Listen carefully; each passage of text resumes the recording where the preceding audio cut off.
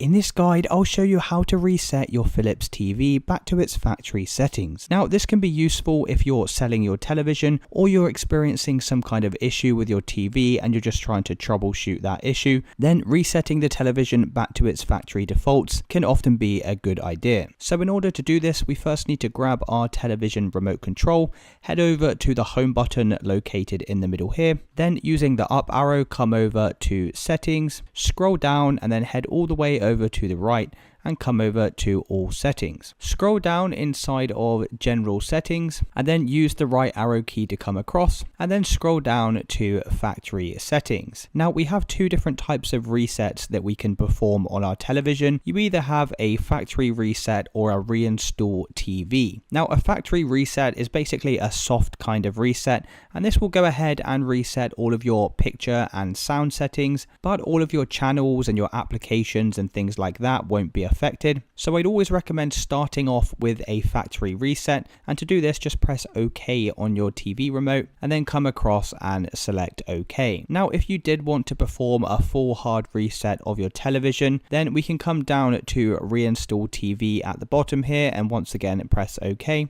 And this is going to go ahead and reset all of your settings and applications and network passwords and things like that. So your television will be like what it was when you first purchased it out of the box, which can sometimes be handy, especially if you're selling your TV. So just go ahead and press yes here and that will perform the hard reset. So it's as simple as that, guys. That's how you reset your Philips TV back to its factory settings. If you did find this video helpful, then please consider dropping a like and subscribing.